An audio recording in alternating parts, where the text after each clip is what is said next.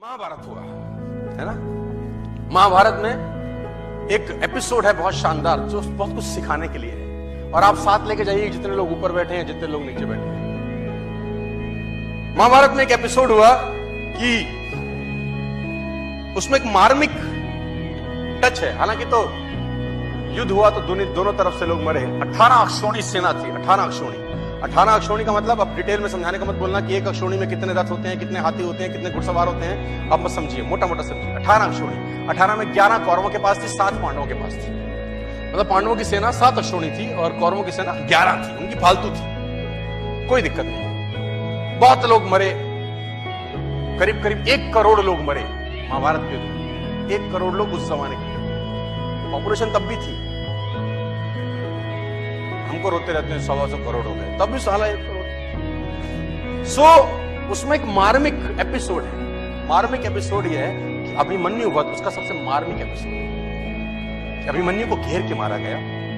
वो युवराज, एक युवक लड़का जो धनुर्धर था अपने पिता अर्जुन की तरह, उसको घेर के मारा गया उस प्रबल, और सबने मिलके मारा।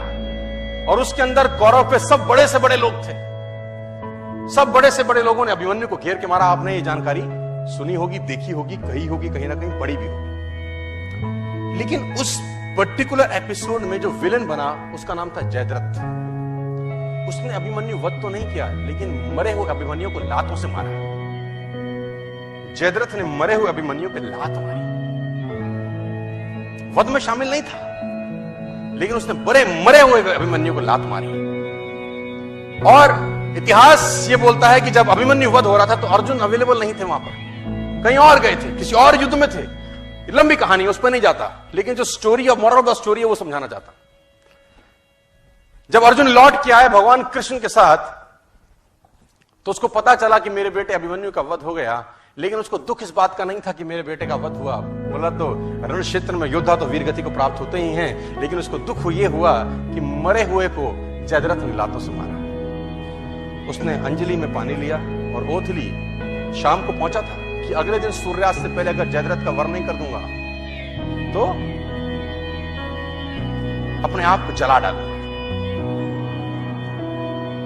अग्नि में अपने शरीर को समर्पित कर दूंगा अगर अगले दिन सूर्यास्त से पहले जयद्रथ को नहीं मारा मैंने। अब जैसे ही उसने ये घोषणा करी, एक गोल रखा, एक टारगेट रखा, दोनों सेनाओं में हड़कंप मच गया।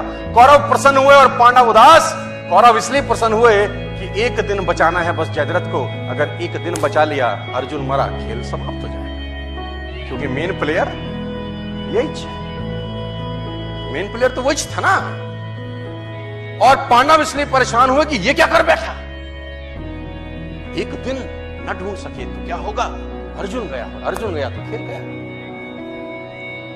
और धर्म युद्ध था, तो शाम को संध्या के बाद जब सूर्यास्त हो जाता था तो युद्ध नहीं करते थे। अगले दिन जैसे ही सूर्य उदय हुआ, युद्ध की भेड़ी बजी और उस भेनी के अंदर अर्जुन और कृष्ण घूमने लगे जयद्रथ को। और कौरव भी कोई छोटे मोटे तो थे नहीं, भगवानों से लड़ रहे थे, तो कुछ ना कुछ तो उनमें भी टैलेंट रहा होगा यार। उन्होंने जयद्रथ को छुपा लिया। उनका एक ही काम था कि सूर्यास्त से पहले जयद्रथ को छुपा लो बस। और दिन चढ़ने लगा, सांसें चढ़ने लगी, और जैसे जैसे दिन निकलता रहा कौरव और प्रसन्न होते गए और पांडव और उदास।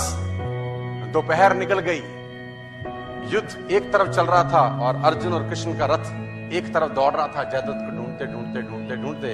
और आखिरकार वो समय आया जब सूर्यास्त होने को ही था और जयद्रथ अर्जुन को नहीं मिला। सब थक हार के बैठ गए। अर्जुन ने अपना गांडीव गिरा दिया और पांडवों ने भगवान कृष्ण की तरफ देखा और बोला, प्रभु अब तो तुम्हारा ही सहारा है, जयद्रथ नहीं है। भगवान ने बोला, कुछ नहीं, करता हूं। बोला, जयद्रथ कहां से लाओगे। भगवान ने जयद्रथ तो नहीं लाए।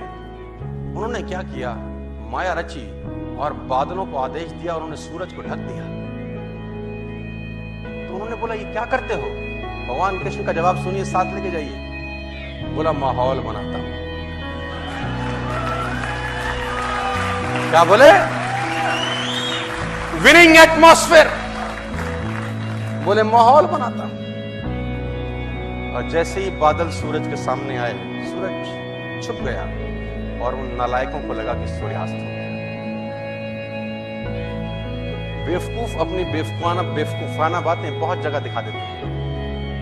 कहते हैं ना, गधे के सर पे सींग नहीं होते। वो अपनी हरकतों से बताता है कि मैं गधा हूं। जैसे ही सूर्यास्त लगा, जो कि थुआ नहीं था, कौरवों ने जयद्रथ को आगे कर दिया।